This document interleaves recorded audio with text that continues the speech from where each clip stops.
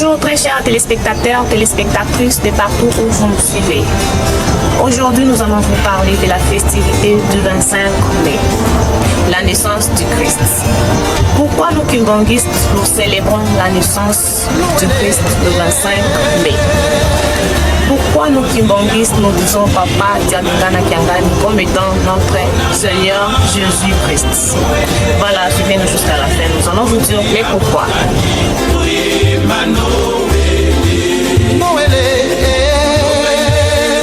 En ce jour, nous honorons la mémoire d'un guide spirituel exceptionnel. Un homme dont la vie, l'œuvre ont marqué l'histoire de l'église kimbanguiste, Papa Dialungana Kiangani, Paul Salomon. Papa Dialungana est né le 25 mai 1916 en Kamba, précisément en République démocratique du Congo, fils de Tata Simon Kimbangu et Maman Moyo Maria Kiawanga. Il était marié à Maman Kiwa Cécile Wakisika Marie avec qui il a eu plusieurs enfants.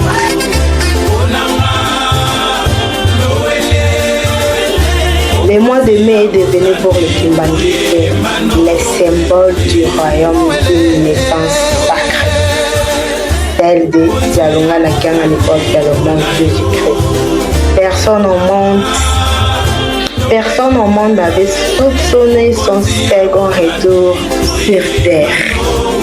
Le 25 mai 1916, le Fils de Dieu renaîtra encore au monde sous la forme d'un rejeton noir au sein de la race la plus considérée de l'humanité.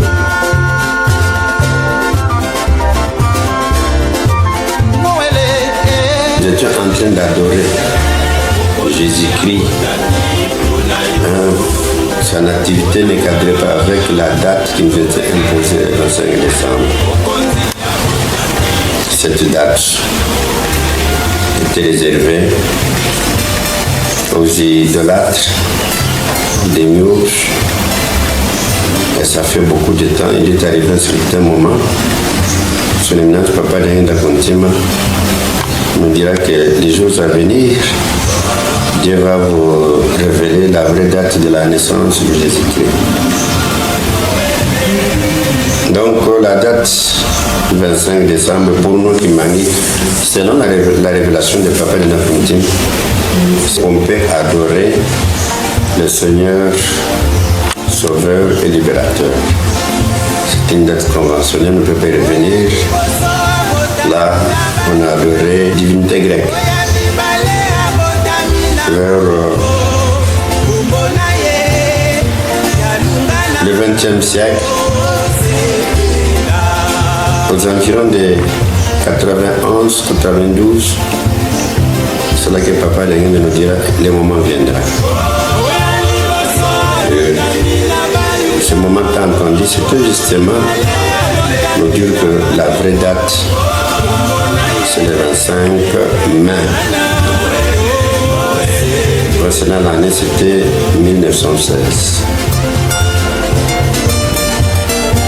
Donc voilà la révélation kimbanguiste qui atteste que Dieu n'était pas né, ou donc que Jésus n'était pas né le 25 décembre. Parce que même s'il faut recourir au calendrier, donc le premier mois, c'est justement le mois d'avril.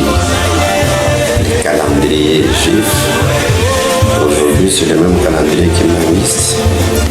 C'est à partir de ce mois-là. Lorsque nous comptons les mois, la visite de Marie et Élisabeth, c'était en ce mois-là, donc le fœtus ne pouvait pas avoir les mois convenus pour qu'au mois de décembre, il puisse naître. Là, il pouvait être un fœtus. Il n'avait pas la maturité. le calendrier est très précis. C'est à partir de ce calendrier qu'on peut maintenant se fixer, avoir l'idée fixe. Et jusqu'au mois de décembre.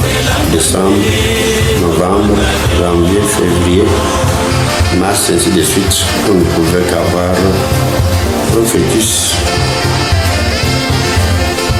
de quelques mois seulement.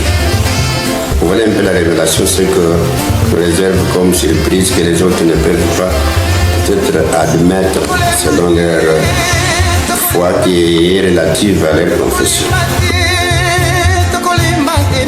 En mois de décembre, si on est du côté asiatique, on est en pleine période hivernale. En plein hiver. C'est-à-dire, le froid vraiment devient atroce.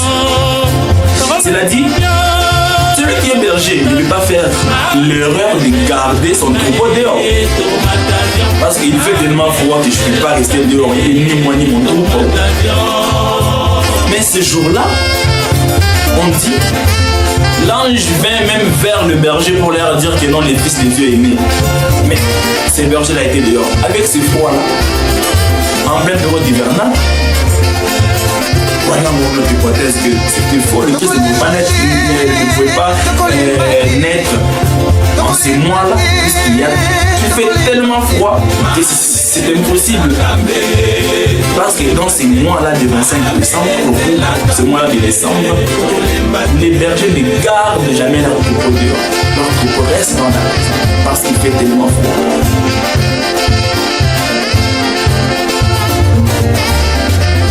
Aller jusqu'au 9e mois. Donc nous avons mai, avril, mars, février, janvier, décembre, novembre, octobre et septembre. Donc la visite ou la rencontre de Marie et Élisabeth, c'était à ces mois-là. Mais conformément les calendriers juifs, au mois de septembre, selon notre calendrier, le départ de notre événement, de notre histoire, de notre, je ne sais pas, ce qui concerne la date,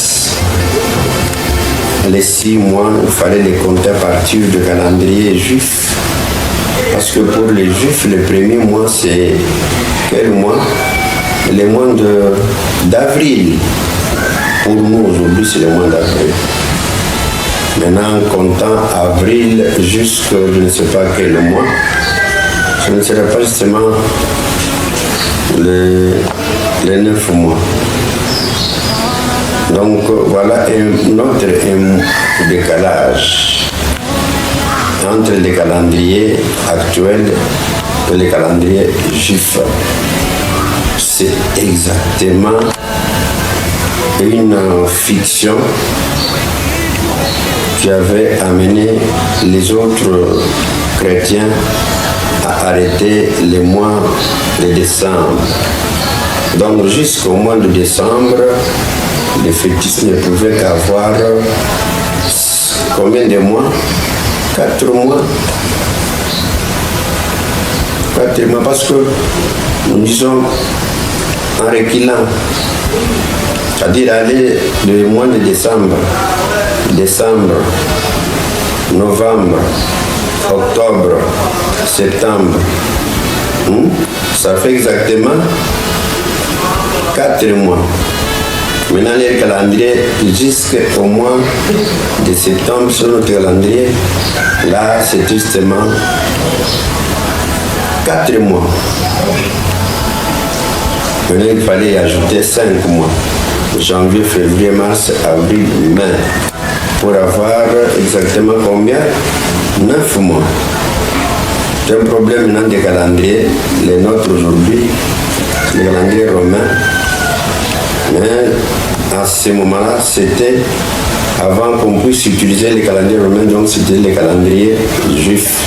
Et les autres fêtes, même la mariologie, c'est une fête axé sur la conception immaculée de Jésus-Christ. Et souvent, ceux qui commémorent ce que j'appelle la Mariologie, souvent ça se passe au moins d'un main. Pas pour la conception, mais pour la nativité. Ils ont une vérité qu'ils cachent, révélée par Dieu le Saint-Esprit. Je vous l'ai dit, Jésus-Christ, Seigneur et Sauveur,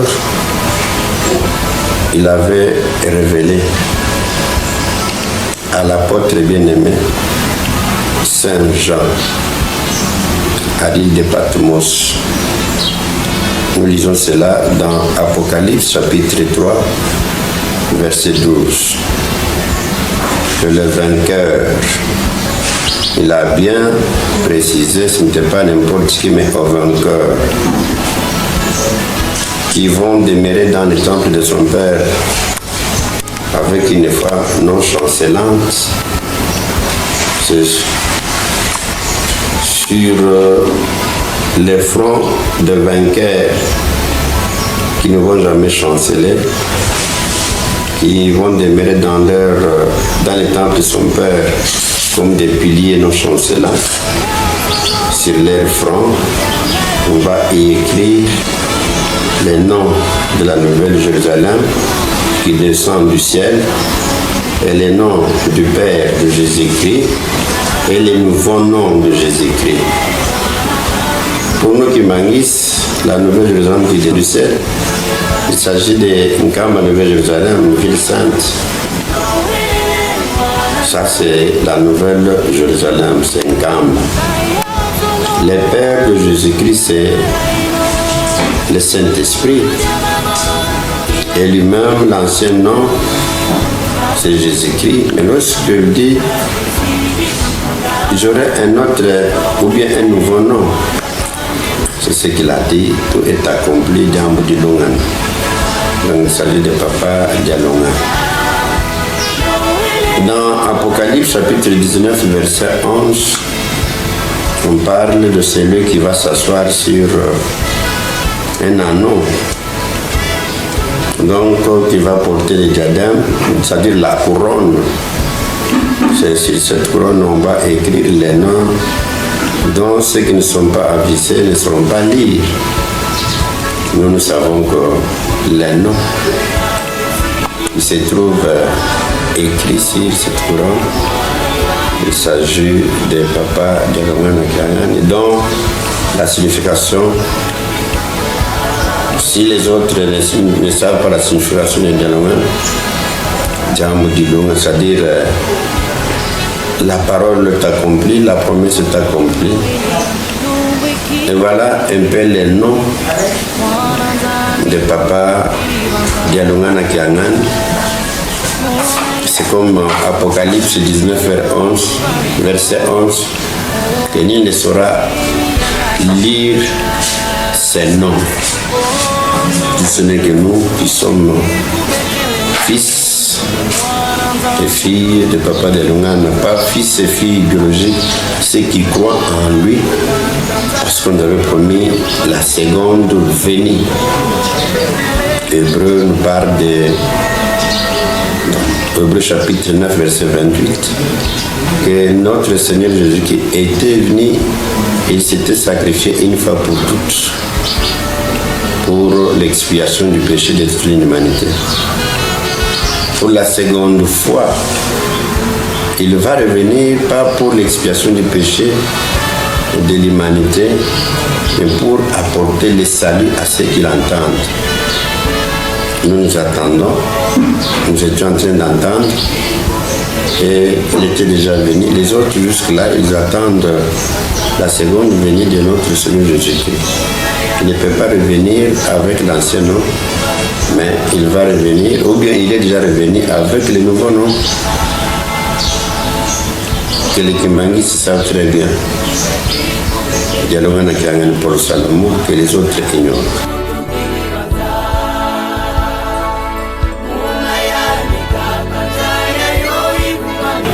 ya solo papa Fumambanza azali nkolo Yesu na mokili bato bayebaka Yesu oyo abotama na bajuif me ntango bazokende kobuma Yesu wana na libota bamindele ayebisaka bango bokonzi oyo kolongwa ekokende kobotama na place mosusu oyo kobota mbuma na yango wana nkolo Yesu papa Fumambanza aye kobotama na biso baindo mokili mobimba efale bayeba ke nzambe oyo bazoluka nkolo Yesu papa Fumambanza aza kuna na nkamba abotama le 25 mai 1916.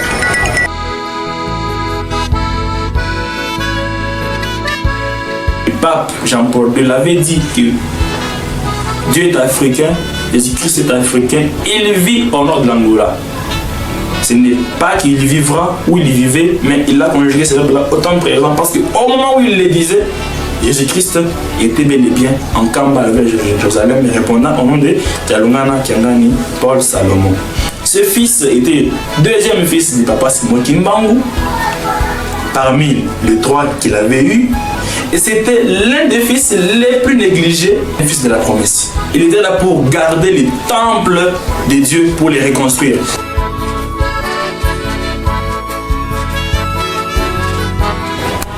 Na yango toye koyebisa mokili mobimba ezala bamindele ezala biso bato mwindo nkolo Yesu papa Fumambanza. Soki tozongi na message ya présent ya Russie Poutine auti kolakisa mokili meme na ntango kala ba Moïse ba Noé batikala jamais kozala bamindele bamindele babombaka biso po toyeba Simon Kimbangu te, po toyeba nkolo Yesu te. Nkolo Yesu yo wana papa Fumambanza Salomo aza na nkamba oyo aza na posa kende omona Simon Kimbangu akende nkamba komona ye, oyo aza na posa komona tata Nzambe papa Kisorokele aza na nkamba azali kuna. Yango tozokoteya na mokili mobimba ezala bamangomba différent.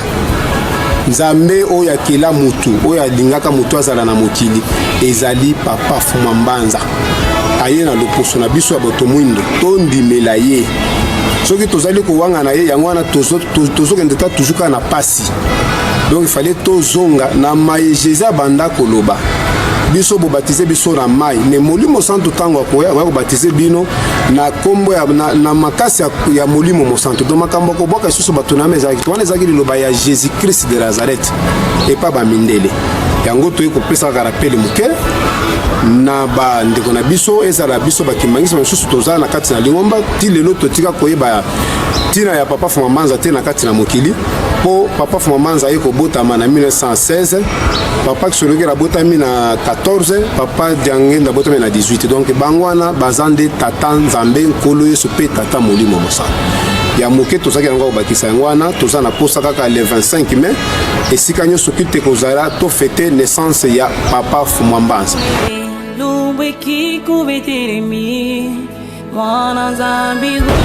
Comment Papa Dialungana est devenu le chef spirituel de l'église kimbanguiste?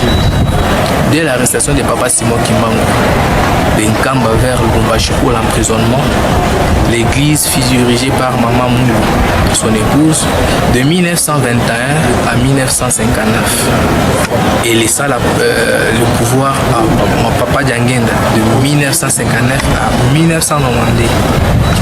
Et Papa Dialungana est devenu le chef spirituel de l'église de Jésus-Christ sur la terre par son envoyé spécial Papa Simon Kimbangu de 1992 à 2001. Papa Dialungana fut critiqué par les croyants kimbanguistes et non kimbanguistes. Vu son état physique, il était déjà avancé en âge. Il fut critiqué par rapport à ça. Comment nous, les kimbanguistes, nous croyons que Papa Dialungana, Kiangani, Salmon est Jésus-Christ? Selon la révélation divine, Papa Dialungana est bel et bien Jésus-Christ à sa deuxième naissance. Donc la date reste la même, c'est-à-dire le 25 mai 1916. Toute la communauté kimbanguiste de la ville de Lubumbashi prie à la paroisse mère de Lubumbashi pour célébrer le 107e anniversaire de notre Seigneur Jésus-Christ. Papa Dialungana Kiangani Paul Salomon, notre Seigneur Jésus-Christ à sa deuxième venue. Voilà, nous sommes à la fin de notre émission. Merci de nous avoir suivis. Merci et bonne fête à tous. Noël!